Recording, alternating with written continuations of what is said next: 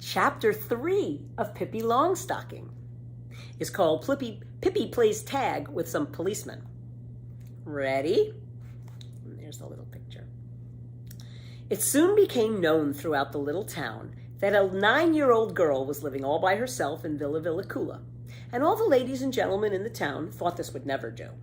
All children must have someone to advise them, and all children must go to school to learn the multiplication tables. So the ladies and gentlemen decided that the little girl in Villa Villacula must immediately be placed in children's home. One lovely afternoon, Pippi had invited Tommy and Annika over for afternoon coffee and pepper-a-kakor. She had spread the party out on the front steps. It was so sunny and beautiful there, and the air was filled with the fragrance of the flowers in Pippi's garden. Mr. Nilsson climbed around on the porch railing, and every now and then the horse stuck out his head so he'd be invited to have a cookie. "Oh, isn't it glorious to be alive," said Pippi, stretching out her legs as far as she could reach. Just at that moment, 2 police officers in full uniform came in through the gate. "Hooray," said Pippi. "This must be my lucky day, too.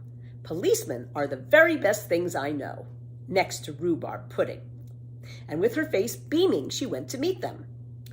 "Is this the girl who has moved into Villa Villacula?" asked one of the policemen.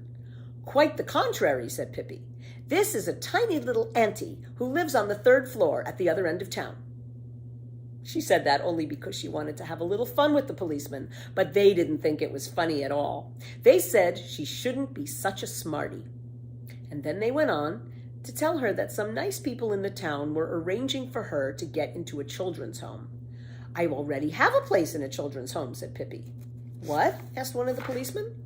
"Has it been arranged already, then? What children's home?" "This one," said Pippi haughtily. "I am a child, and this is my home. Therefore, it is a children's home, and I have room enough here, plenty of room."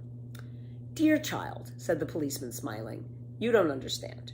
You must get into a real children's home and have someone look after you." "Is one allowed to bring horses to your children's home?" asked Pippi. "No, of course not," said the policeman.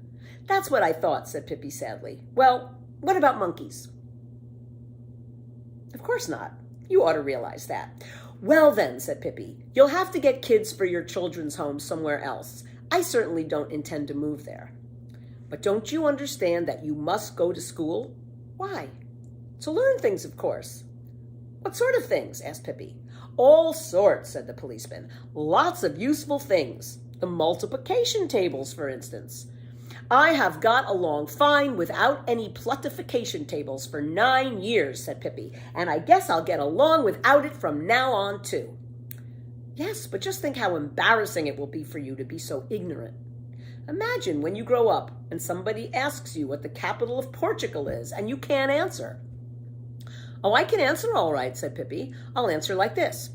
If you are so bound and determined to find out what the capital of Portugal is, then for goodness sakes, write directly to Portugal and ask. Yes, but don't you think that you would be sorry not to know it yourself? Oh, probably, said Pippi. No doubt I should lie awake nights and wonder, what in the world is the capital of Portugal? But one can't be having fun all the time, she continued, bending over and standing on her hands for a change. For that matter, I've been in Lisbon with my papa, she added, still standing upside down, for she could talk that way too. But then one of the policemen said that Pippi certainly didn't need to think she could do just as she pleased. She must come to the children's home immediately. He went up to her and took hold of her arm.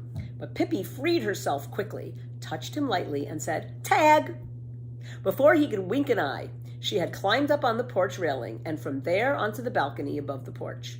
The policemen couldn't quite see themselves getting up the same way, so they rushed into the house and up the stairs. But by the time they reached the balcony, Pippi was halfway up the roof. She climbed up the shingles almost as if she were a little monkey herself.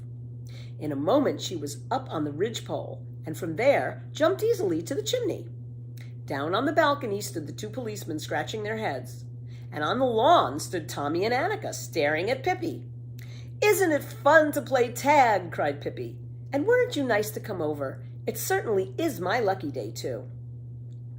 After the policeman had stood there a while wondering what to do, They went and got a ladder, leaned it against one of the gables of the house, and then climbed up, first one policeman, then the other, to get Pippi down. They looked a little scared when they climbed out onto the ridgepole and, carefully balancing themselves, went step by step toward Pippi. "Don't be scared," cried Pippi. "There's nothing to be afraid of. It's just fun." When the policemen were a few steps away from Pippi, down she jumped from the chimney and, screeching and laughing, ran along the ridgepole to the opposite gable. A few feet from the house stood a tree. "Now I'm going to dive," she cried, and jumped right down into the green crown of the tree, caught hold of a branch, swung back and forth a while, and then let herself fall to the ground. Quick as a wink, she dashed around to the other side of the house and took away the ladder. The policemen had looked a little foolish when Pippi jumped, but now they looked even more so when they had balanced themselves backward along the ridgepole and were about to climb down the ladder. At first they were very angry at Pippi, who stood on the ground looking up at them, and they told her in no uncertain terms to get the ladder and be quick about it, or she would soon get something she wasn't looking for. "Why are you so cross at me?" asked Pippi reproachfully. "We're just playing tag, aren't we?" The policeman thought a while, and at last one of them said, "Oh, come on, won't you be a good girl and put the ladder back so that we can get down?" "Of course I will," said Pippi, and put the ladder back instantly. "And when you get down, we can all drink coffee and have a happy time." But the policemen were certainly tricky, because the minute they were down on the ground again, they pounced on Pippi and cried, "Now you'll get it, you little brat." We're not there yet, actually. "Oh no, I'm sorry. I haven't time to play any longer," said Pippi, but it was fun. Then she took hold of the policemen by their belts and carried them down the garden path. That's the one. Out the gate, out onto the street. No. There she set them down, and it was quite some time before they were ready to get up again.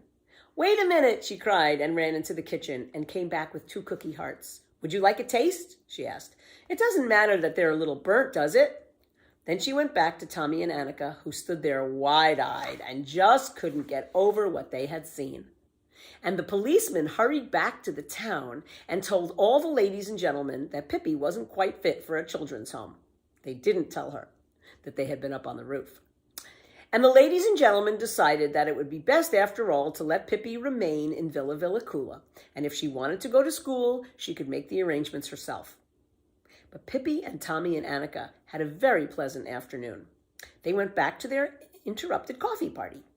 Pippi stuffed herself with 14 cookies, and then she said, "They weren't what I mean by real policemen. No siree. Altogether too much talk about children's homes and plutification and Lisbon." Afterward, she lifted the horse down on the ground, and they rode on him, all 3. At first, Annika was afraid and didn't want to, but when she saw what fun Tommy and Pippi were having, she let Pippi lift her up on the horse's back. The horse trotted round and round in the garden, and Tommy sang, "Here come the Swedes with a clang and a bang." When Tommy and Annika had gone to bed that night, Tommy said, "Annika, don't you think it's good that Pippi moved in here?" "Oh, yes," said Annika. "I don't even remember what we used to play before she came, do you?" "Oh, sure, we played croquet and things like that," said Annika. "But it's lots more fun with Pippi around, I think, and with horses and things." And that is the end of chapter 3. The next chapter is 4, Pippi Goes to School. So I'll see you there.